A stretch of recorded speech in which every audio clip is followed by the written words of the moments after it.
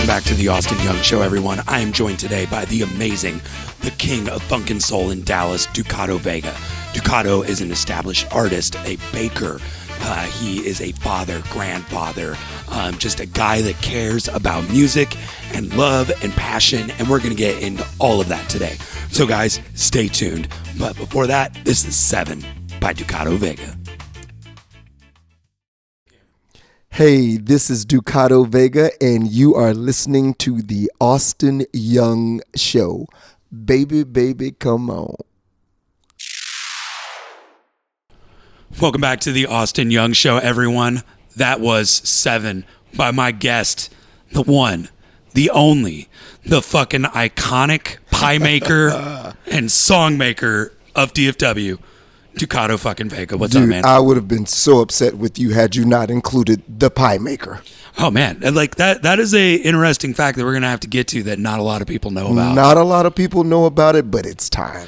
Well, guys, I have Ducado, and as you know, Ducado has been in our lives for well over a decade now.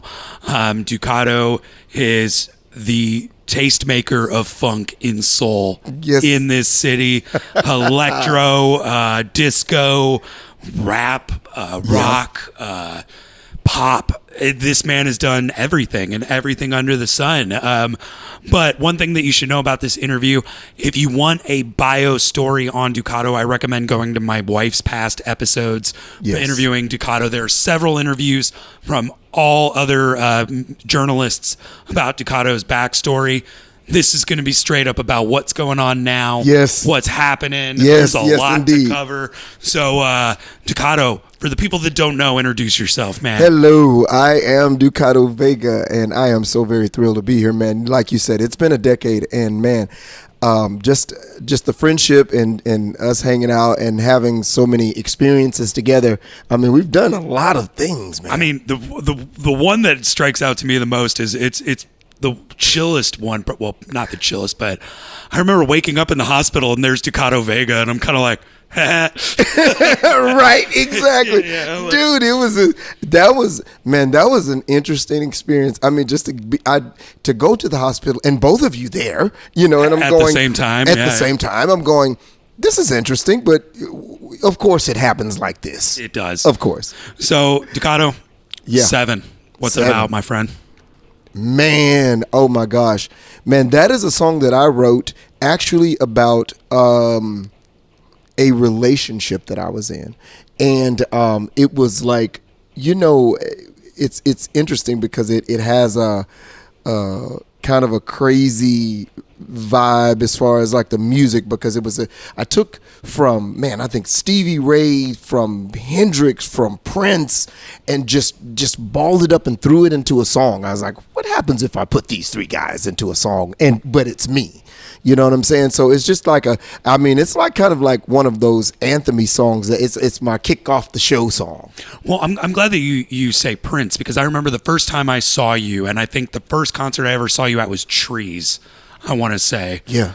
Way back in the day. Yeah. And you had such a raw quality, and I'm like, at the time, the only thing I could compare it to was Prince. Yeah. And I remember going, he's Prince, but better. No, dude, you're gonna get Prince fans so mad at me.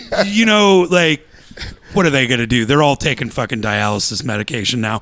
But at this point, are you kind of sick of being compared to him and stuff? Like all the media compares you to him and stuff like that? Well, yeah, man. And I'm going to be honest. That's kind of why I'm so glad you brought that up, because I want to dive into this.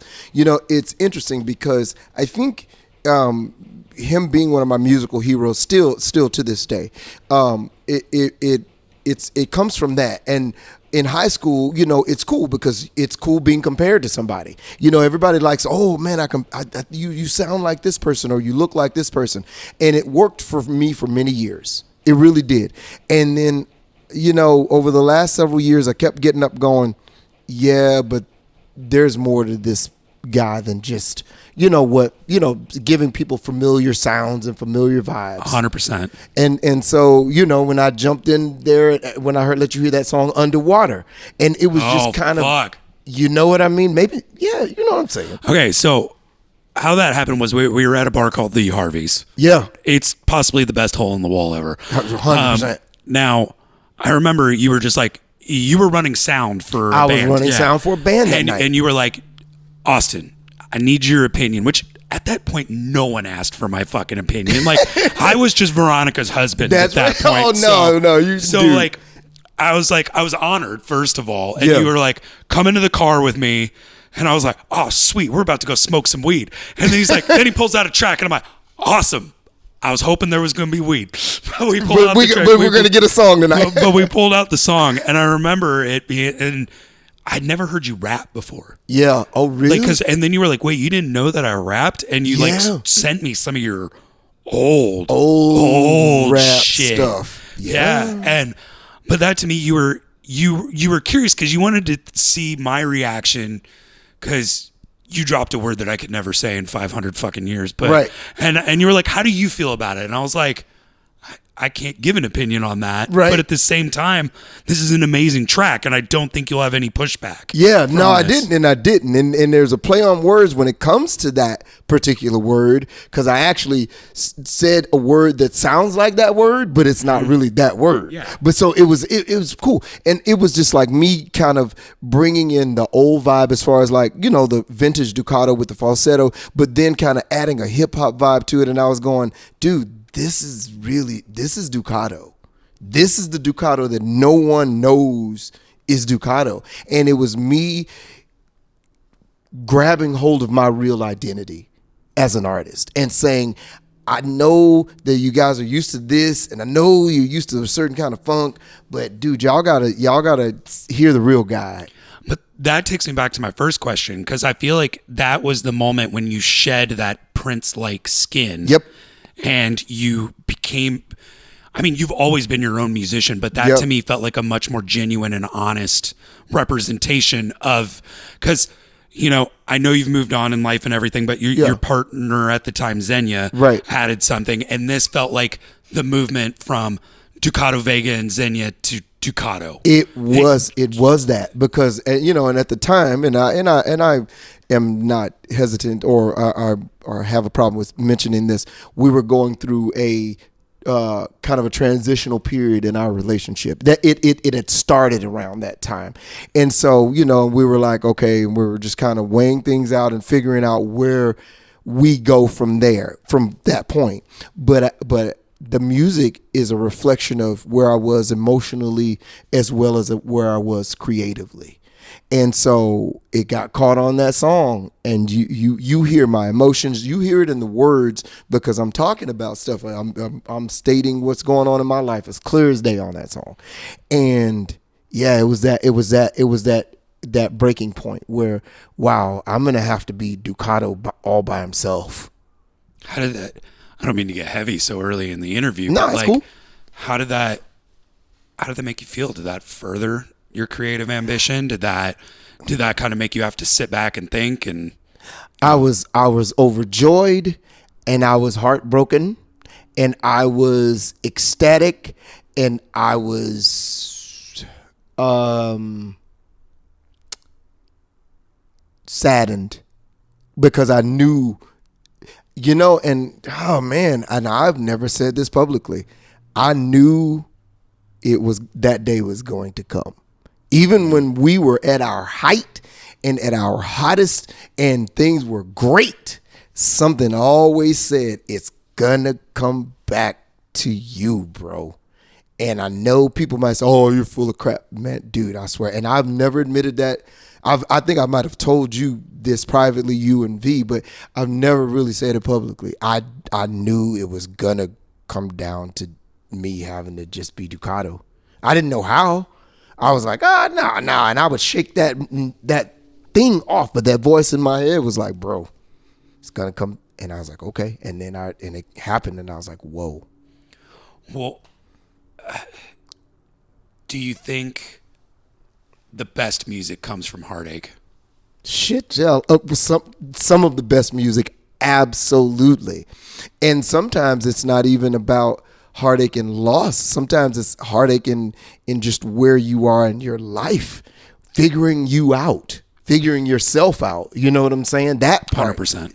You know what I mean? Figuring out who the hell am I? What am I even doing? Do I still love what I'm doing? Do I still love who I am? Do I love who I am at all? Yeah, I love myself. But why am I feeling this? Yeah, it comes from, all of that, man. I'm going to ask you one last question. Yeah. That no one else has probably asked you. Oh, boy.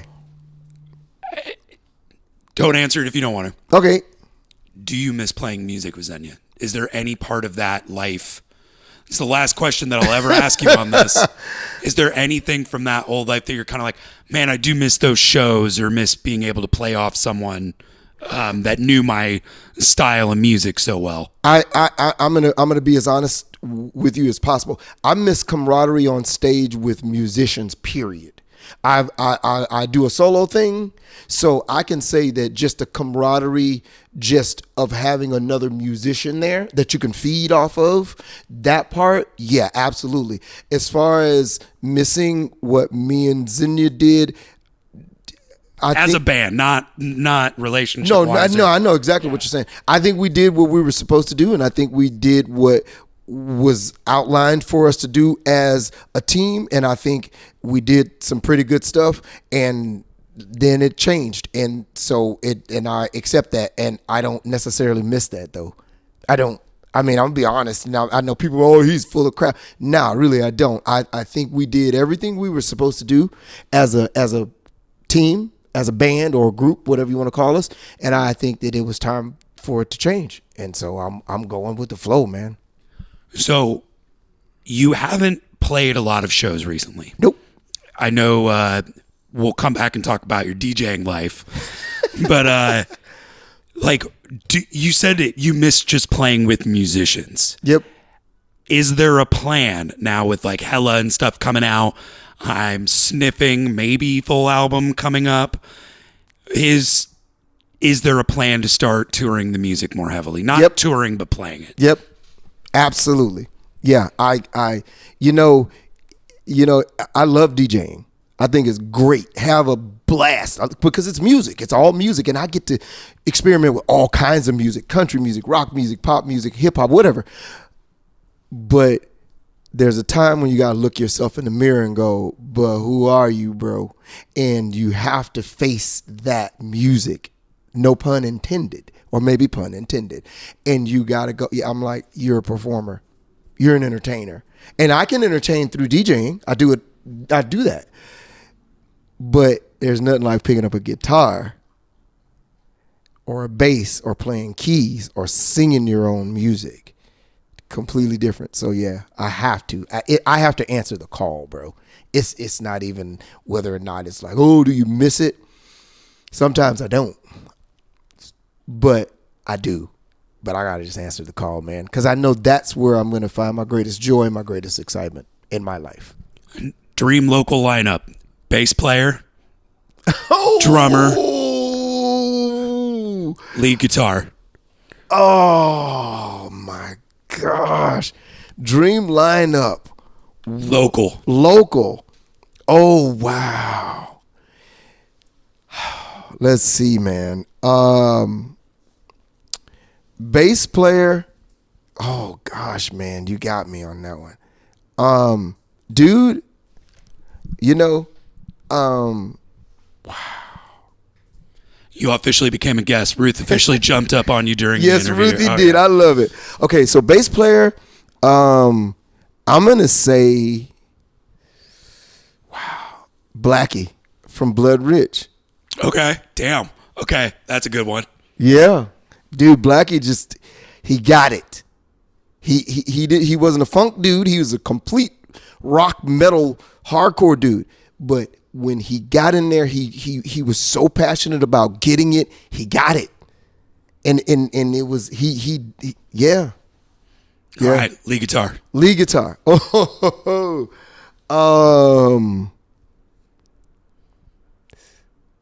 Wow. You're gonna trip out. Q from Blood Rich.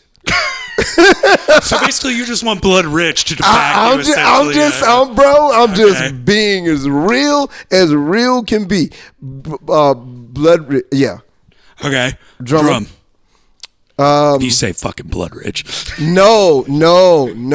Okay, if when I do drums again, it has to be a girl. I had a girl that played with me and Xenia named Marissa.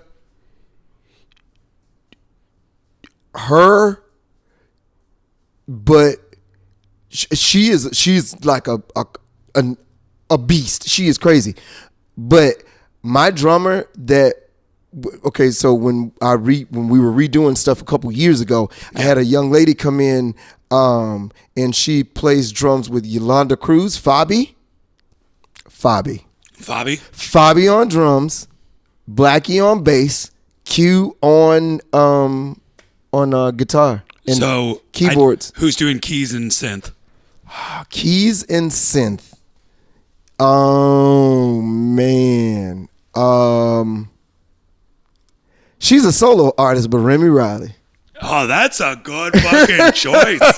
Remy Riley, dog. Toast to the town, my dog. friend. Remy Riley and Remy as opening act. Okay. 100%. Okay. Yeah, Remy Riley, Fabi on drums, Q and Blackie. Well, and you would not, let me tell you something, I would whoop everybody's ass, and I know that, oh my God, he's so arrogant. Nah, I'd whoop everybody's ass from pillar to post with that lineup. Couldn't do nothing with me. Do you know who I would maybe put in there for bass? Just because she's so fucking funky and who is awesome. that? Sonny.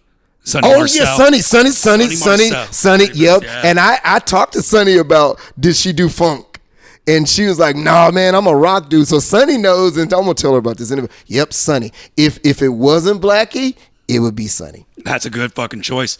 Well, speaking of Sonny, let's go into that song, Sonny by you guys. This is Sonny by Ducado Vega. We'll be back.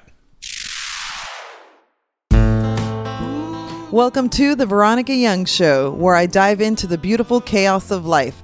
Join me in a new series offering a twist, talking about the things I hate, things I love, and all the stuff in between. Expect laughter, honest conversations, recalling the past, and navigating sobriety. It's time to sip and spill the tea with me, your host, Veronica Young. Listen to the Veronica Young Show on Spotify, Apple Podcasts, or wherever you get your podcasts. I had to throw Dirty Laundry in there because during the break we were talking about Desi's magical album release show and Double Widen. Yes. Just had to throw that in there of because course. If I've got, the king of funk and soul in front of me, I got to have the other king of funk and soul. That's right. On the show too. Yes, indeed. So we're a multi-king household. Boom, boom. I love it. So, going from Sunny that we played, what was that song about? Okay, so Sonny is actually so my daughter did a thesis film. She went to SCAD in Atlanta, and that's film school. And she did a thesis film, and she did the film about my dad, his childhood. He had a really traumatic situation that happened when he was a kid. Some guys tried to kill him as a kid, and she's like, Dad, I want to do my thesis film about Grandpa. Well, my dad's nickname was Sonny. Okay. And Sonny is actually a remake of an older song. And so when I realized, just listen to the words. And I used to always say when I was a little kid, man, I'm gonna redo that song when I grow up, and I'm gonna dedicate it to my dad. I would say that, and I had no idea why I would do it. And then all of a sudden, my daughter was like, we're gonna do the thesis film, and she was like, and I'm gonna call it Sonny. And I'm like, oh my God. So I had to redo the song. Redid the song, and man, just did my own interpretation. And yeah. So a vibe. Going back to your family. You bake. I bake.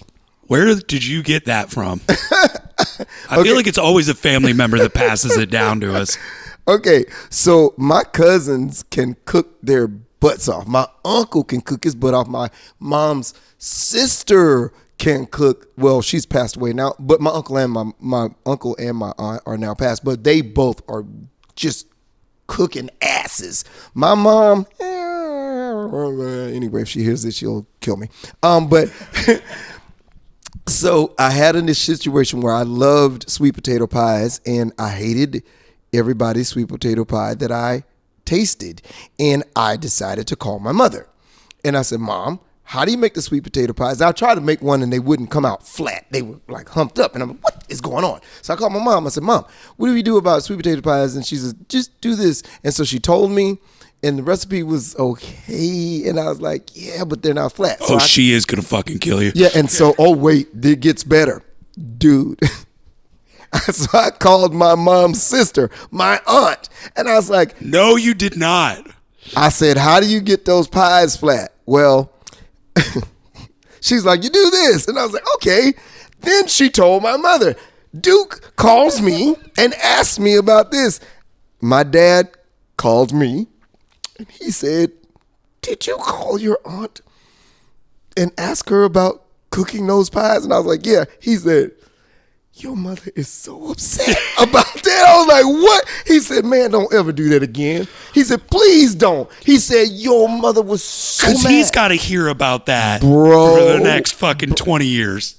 Bro, my mom was not, she never really said anything. She threw in a couple digs here and there, but she was like chill about it. That's going to be in her will. Ducado gets fucking nothing. Bro, because my mama was so mad about those pies. So basically, I got, you know what I'm saying? I mean, they didn't really tell. My mom told me the recipe. My aunt told me how to flatten the pies out. And so I was like, cool. And then my mom's recipe was so. And I just did some tweaking and it got it better. And that's where I learned. Then somebody was like, oh, you know how to make a chess pie? I was like, what the hell is a chess pie? And then I went and looked it up and I made it. And then somebody said, you know how to make peach cobbler? And then I went and looked it up. First peach cobbler was trash, dog doo-doo.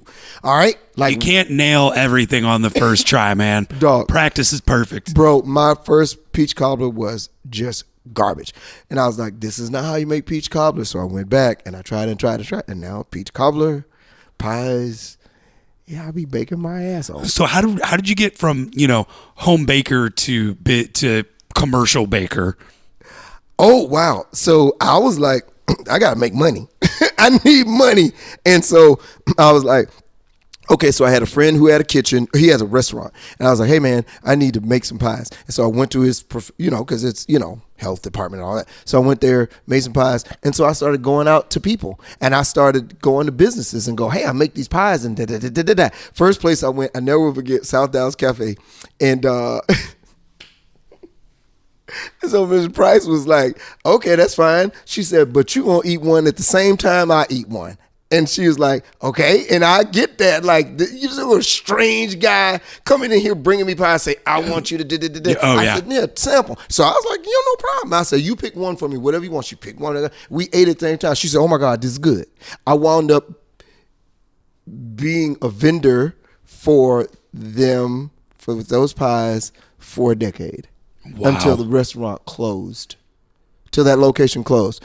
And then I got other restaurants and they were like, yeah, man, bring me 20, bring me 40, bring me this. I was even servicing a convenience store. Cause you know how they put the little pies up there? Oh yeah. Oh, I always wondered where those came from. Bro, I had little pies and stuff in convenience stores, you name it. And so it turned into a business. And yeah, man. If you don't call an album The Pie Maker, I'm going to be really disappointed. Maybe I need to just, you know what? Thank you, sir. I got a brand new song that I'm about to get ready to release, and it's an instrumental, and I'm going to call it Sweet Potato Pie. Oh, that's fucking, all right. Bam. You heard it here first, ladies and gentlemen. I got to make it Southern. So, you are obviously a man of many talents and ADHD. Yes. So, that goes into the DJing. Yes. Because, a lot of musicians are DJs. Desi 5, for example, is an amazing DJ. Yes. How does it... how the fuck did you get into this line of work? What? Because it's crazy the gigs that you do. Stop trying, not wanting to be broke. Okay, so when, on some legit stuff. So when Xenia, when she had to take the break because of the situation, and we don't really talk about that publicly, she and I have an agreement about that. But when I'll edit that out. No, you can leave it in there. No, we really do.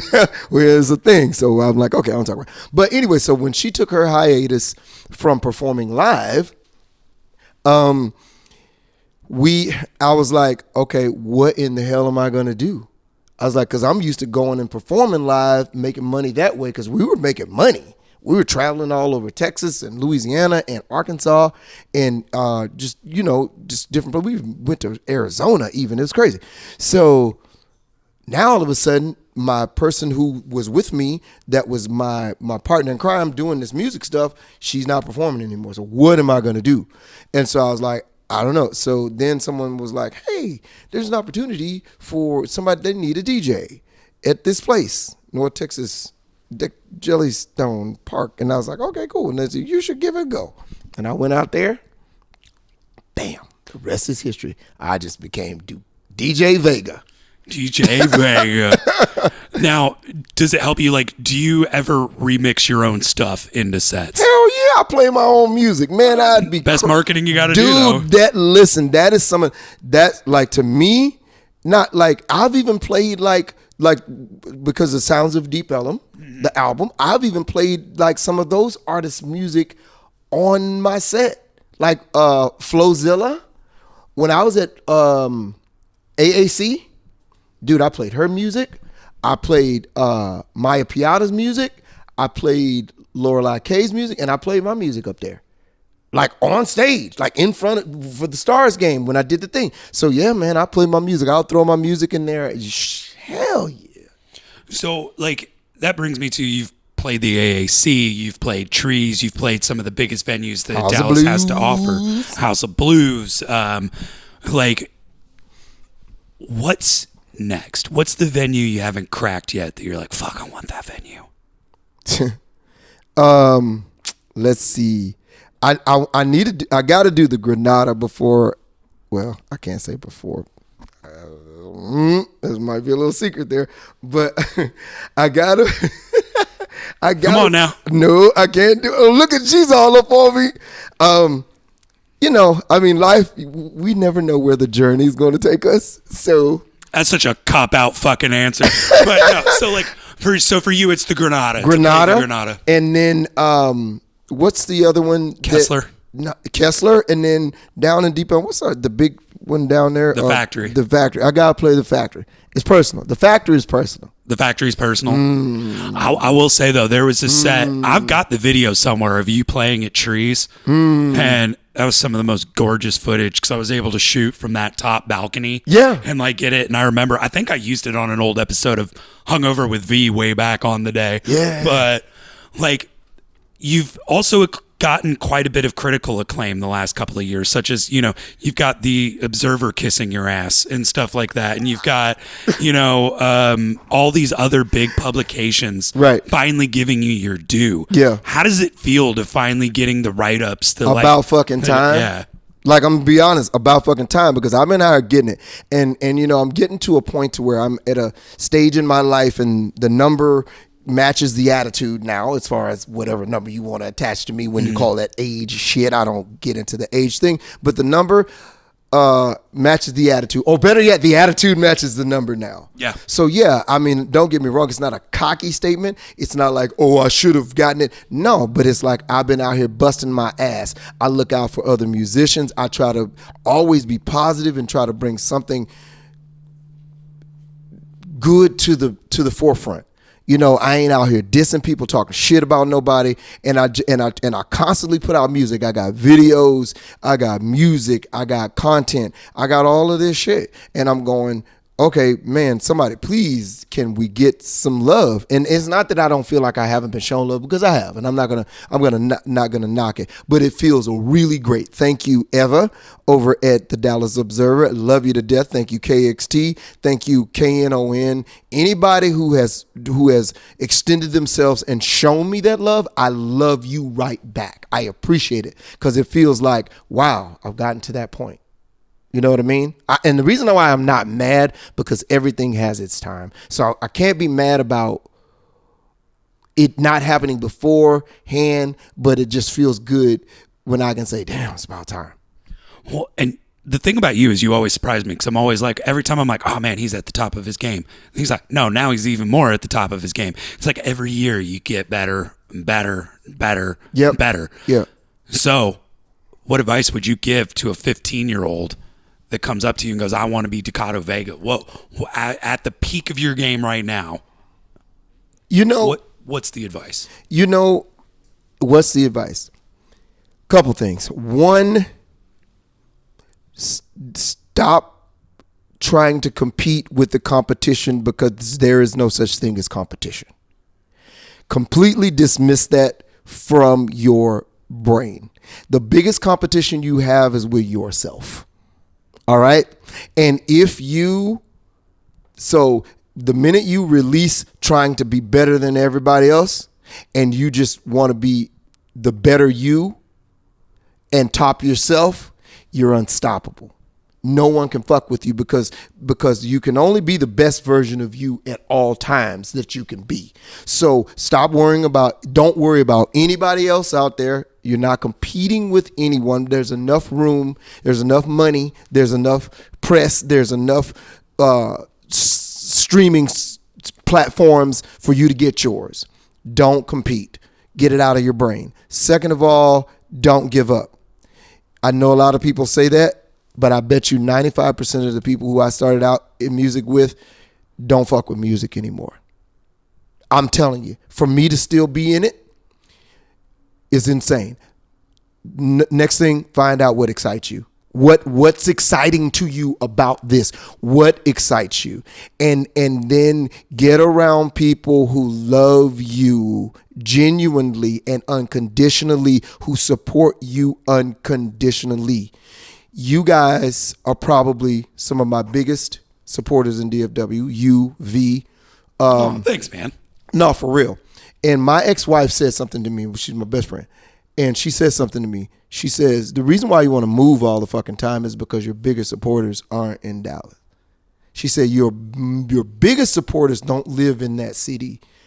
And I know, and that might sound like a slight and a diss. It's not that, because I got big supporters here. But the biggest ones, the ones who really dig in, they live in other places. And I was like, oh shit. And I never thought about it like that. It's not that you guys are some of my biggest supporters, so that's not 100% true. But what I'm saying is you find your tribe and you find who loves you, man. And you go and you embrace and love on those people as hard as you can. And whether it's in your city locally, whether it's in Japan, whether it's in Turkey, whether it's in Istanbul, it does not matter. Find them. Because they want you, they love you. Find who loves you, and then you love on those people, love them back, and just and don't be hard on yourself. Well, that's a lot easier said than done. Yeah, it is. It is, especially for a person like me, because I got to practice what I preach. Don't be hard on yourself, and no matter whatever's coming to you is coming to you. Because patience. Coming up on that advice, it's really good. But you're an author as well, and you've released a book. Yep. And a lot of it is about uplifting yourself and positivity and love. Yep. And just quickly explain the book for the listeners. So the book's called Take the Sky. You can get it on, I think it's Amazon Books. You can get it on BarnesandNoble.com. Will you meet them in a dark alleyway for $5 with a hard copy? I will meet you in a dark alleyway with $5. If you got $5, I'll bring you a book and a pie. Honey, where's my wallet? That's right. All right, print that. All right, here we go. No, but I think you're losing a lot of money at that point. I know, right? Exactly. Or you can go to lulu.com. It's LULU.com. Anyway, it's called Take the Sky. The book is basically a book of motivational quotes. I used to write all this stuff on Facebook and other social media platforms all the time, and I was thinking, my cousin kept saying, you need to do a book, and I was like, yeah, cuz whatever. And so finally I decided to do the book, but I didn't want to just put the motivational quotes in a book. I was like, I'm gonna put the quote, and then I'm gonna right at the bottom, I'm gonna put talk about what it really means, what that's really talking about, because sometimes it's a little cryptic. So I'm like, I want to put it in layman's terms. This is what this means. And so I wrote the book. You got the quote here, and then you have the breakdown, the perspective under it. And I did that because it was therapeutic. One, for me, I needed it at the time in my own life, and then for people who are out there just looking for something else. I mean, I'm not a guru, and I'm not going to come at you with guru bullshit. But if you want a book that may serve as a blueprint, man, that pick it up. All right, guys. We got one more track left in us. We Yes. got to get out of here pretty soon. Tell the people about Hella. Oh man, Hella. Well, Hella's a funky track, man, and I did it like some years ago, and I wrote it about an ex, and yeah, man. There seems to be a running theme here. Yeah, I know. Exes. I know, right? Ex and not. What do we say? Pain causes the best music. Listen, bro. And there you have it. Well, I wrote it at the time when the relationship was on high. So, but yeah, it's a cool track, funky. And I wanted just this crazy cool vibe. I added a little rock element into it. Yeah, man, and some members of Blood Rich got to put a little stank on it. Little sprinkle. A little sprinkle on it, so that was cool. And we just did the music video, and we did a second music video. Your camera op was so fucking hot on that. I'll give you her number. I think I have it. You got it? Yeah, because weren't you guys hanging out a couple days ago? I saw you at home. Yeah. His married Veronica helped shoot the video. Exactly. Yes, right. I think Veronica was like, I'm not going to act in it, but I'll shoot it. Yes, exactly. And so, yes, Veronica helped direct and shoot. So that was, man, it was so awesome. We did a cool thing. Me and my business partner, Rachel, she helped to direct it as well. My girlfriend actually helped on that video as well. I'm not gonna put it out there like that because she would be like, don't tell people who, because so don't talk about me. Yeah, don't. Oh my God, that is exactly what she would say. Oh, dude, that's scary. Don't talk about me, dude. That is. We all got one of them in our lives. Oh my God. So anyway, so now people are gonna think, oh my God, which girl in the video is his girlfriend? Well, we can start deducing by the people that we know.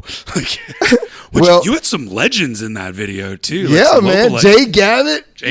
Yeah. You had April. May. That's right. And Zakara champion. Yep, Zakara. But here's the thing about everybody that goes to the video and goes, okay, which one? We finally get a heads up, and which one is his girlfriend? Sorry, suckers. She is not in the video. She worked behind the scenes, so you ain't gonna see her. God damn it, another cop-out answer. I know, right? No, but yeah, so that was really cool to be able to work with her. I don't know. Well, yeah. Anyway, so we might have just started dating when that, because that footage, some of that footage is this is officially the Valentine's Day episode. We've talked about love and pain so much. Love you, boo.